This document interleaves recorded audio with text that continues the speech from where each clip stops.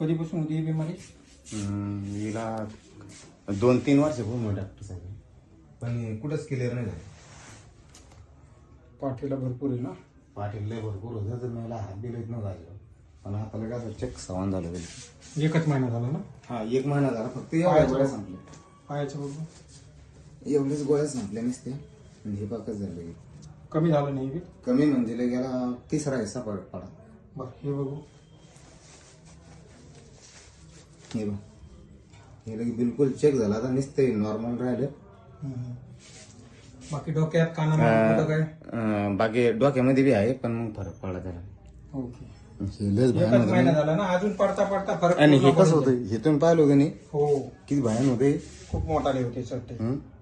हे बंदी दबून गेलं डॉक्टर साहेब. गुड. मला तर लय भारी रिझल्ट वाटला माझ्या. मी लय खुश झालो डॉक्टर साहेब. मग पैसे जाऊ दे किती बी गेले चालून, पण मी लय खुश झालो बाबा.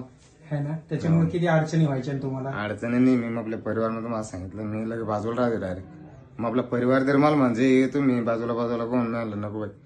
मग आपल्या जी तकलीफ मला ही तुम्हाला नको मला बाबा. जर कदाचित लेकराबाळाला तुम्हाला पण घेत नव्हता तुम्ही दूर? नाही अजिबात नाही.